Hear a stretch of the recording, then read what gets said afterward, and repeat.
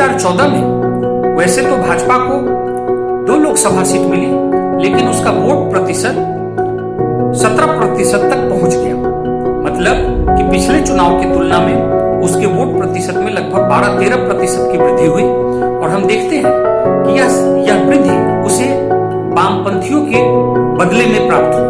कहने का मतलब यह कि 2011 के विधानसभा चुनाव में कांग्रेस और टीएमसी गठबंधन को जितना वोट प्राप्त हुआ था, लगभग 48%, उतना ही वोट कांग्रेस और टीएमसी को 2014 के लोकसभा चुनाव में भी प्राप्त हुआ। लेकिन वामपंथियों के वोट में लगभग 12-13-14% की कमी आ गई और यह वोट भाजपा की तरफ शिफ्ट हुआ। ऐसे में भाजपा बंगाल में अपने लिए संभावना देखने लगी और उसका फोकस बंगाल की ओर बढ़ने लगा। पुनः 2016 का विधानसभा चुनाव हुआ। इस विधानसभा चुनाव में कम्युनिस्टों ने कांग्रेस के साथ गठबंधन किया और इस चुनाव में कांग्रेस और वामपंथियों के गठबंधन को लगभग 40% के आसपास मत प्रतिशत प्राप्त हुआ, लेकिन वह निर्णायक रूप से टीएमसी से चुनाव हार गए और ममता बनर्जी को अकेले अपने दम पर 200 से ज्यादा सीटें मिली। इस चुनाव में भाजपा को वैसे तो 2014 के लोकसभा की तुलना में कम मत प्राप्त हुआ, लेकिन उसे अलीपुरद्वार, मालदा और मिदनापुर जिले से विधानसभा की कुल 3 सीटें प्राप्त हुई।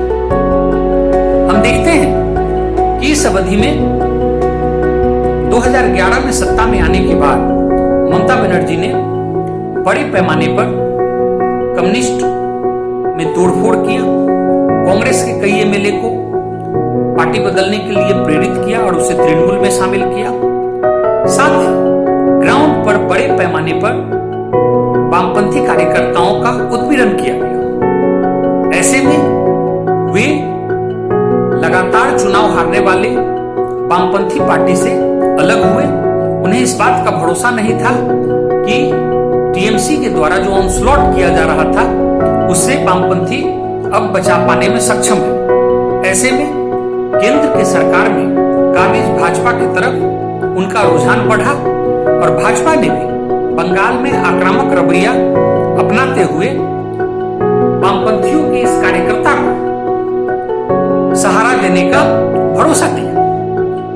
इसके बाद हम देखते हैं कि 2010 आते आते केंद्रीय स्तर पर कई कमीशन गठित हुए, जिसने देश में अल्पसंख्यकों की खराब स्थिति की ओर ध्यान आकृष्ट किया। और ऐसे में बंगाल के अल्पसंख्यकों की स्थिति देश में सबसे बुरी बताई गई। इसी को आधार मानते हुए ममता बनर्जी ने अल्पसंख्यकों को लक्षित कर कई कार्यक्रम चलाए और उनके लिए विशेष योजनाओं का प्रावधान किया। भाजपा ने इसे तुष्टीकरण का नाम दिया और धीरे धीरे बंगाल में इसे एक बड़ा मुद्दा बनाना शुरू किया। साथ ही हम देखते हैं कि वामपंथियों के जिन बुराइयों के विरुद्ध टीएमसी गद्दी पर आई थी, धीरे धीरे वही कार्यशैली टीएमसी ने भी अपनाना शुरू किया, जिससे जनता में उनके प्रति नाराजगी 5 साल के बाद ही आनी शुरू हो गई थी। 2016-17 आते आते हम देखते हैं कि बंगाल में कई जगह सांप्रदायिक दंगे भी होने शुरू हो गए और इसने भाजपा के लिए अनुकूल माहौल तैयार करना शुरू किया। इन परिस्थितियों में 2019 का लोकसभा चुनाव हुआ। उस लोकसभा चुनाव में तृणमूल कांग्रेस ने अपने वोट प्रतिशत को तो लगभग बनाए रखा। अब तक के चुनाव में हम देखते आए कि टीएमसी को लगभग 43, 44, 45% के करीब मत प्रतिशत प्राप्त हो रहा था। लेकिन इस चुनाव में एक बात हुई कि लेफ्ट की तरफ से जो वोटों का झुकाव बीजेपी की तरफ हो रहा था, वो कंसोलिडेशन लगभग पूरा हो गया। और 2019 के चुनाव में अगर हम देखें तो टीएमसी को लगभग 43%, कांग्रेस और लेफ्ट के गठबंधन को लगभग 12% और बीजेपी को लगभग 40% मत प्राप्त हुआ। मतलब 2016 के विधानसभा चुनाव में जिस भाजपा को 10% मत प्राप्त हुआ था वह 4 गुना तक बढ़ गया और लेफ्ट और कांग्रेस का मत जो 43% था वो 12% पर आ गया।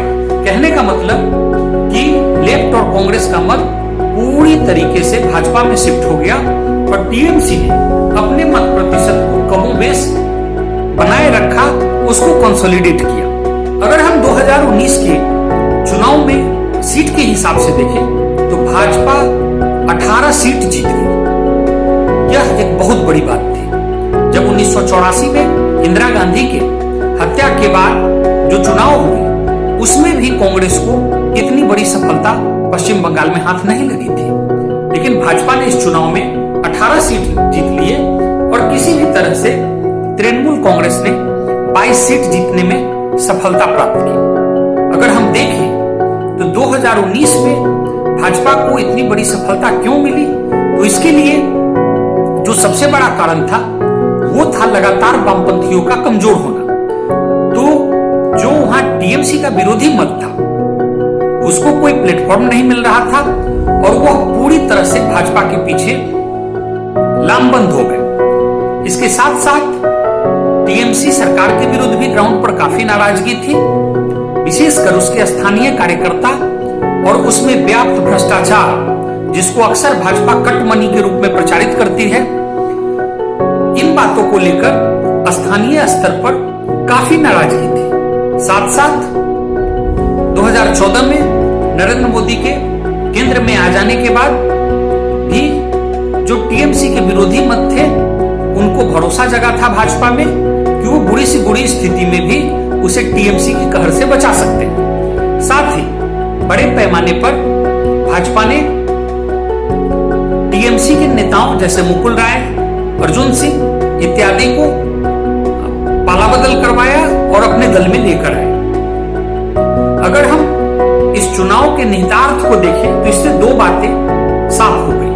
पहला कि अब तक यह जो बना हुआ था एक मिथ्य कि ममता बनर्जी अपराजेय है, वह मिथ टूट गया क्योंकि भाजपा लगभग बराबर सीट जीतने में सफल रही। दूसरा कि यह तय हो गया कि भविष्य में ममता बनर्जी को भाजपा ही चैलेंज करेगी। ऐसे में जो मतदाता अनिश्चितता की स्थिति में रहते हैं उनके लिए बिल्कुल क्लियर हो गया कि भविष्य में भाजपा ही ममता बनर्जी को टक्कर दे सकती है। अब हम देखते हैं कि ये नाराजगी हुई कैसे। तो नाराजगी में एक कारण तो ये था कि 2018 के पंचायती चुनाव में वहां बड़ी व्यापक हिंसा हुई थी। 1/3 कैंडिडेट टीएमसी के लगभग निर्विरोध चुनाव जीत गए थे। इससे लोकल स्तर पर लोगों के बीच बड़ी नाराजगी थी। साथ ही साथ हम देखते हैं कि भ्रष्टाचार के मामले भी दिन प्रतिदिन बढ़ते जा रहे थे। साथ साथ भाजपा जैसे जैसे वहां मजबूत हो रही थी वैसे वैसे उस पर तुष्टीकरण के आरोप भी लगते जा रहे थे। 2019 में जब दूसरी बार नरेंद्र मोदी की सरकार केंद्र में बनी तो उसने बंगाल पर अपना फोकस और बढ़ा दिया और कैलाश विजयवर्गीय को फुल टाइम महासचिव बनाकर वहीं नियुक्त कर दिया। उसके बाद लगातार भाजपा के केंद्रीय नेता, स्वयं प्रधानमंत्री, गृह मंत्री बंगाल आते रहे और अपने प्रयास में भाजपा ने उसके बाद भी वहां टीएमसी, कांग्रेस और यहां तक कि कम्युनिस्ट से भी जो भी मजबूत नेता थे उनको अपने दल में लाने का प्रयास लगातार करती रही।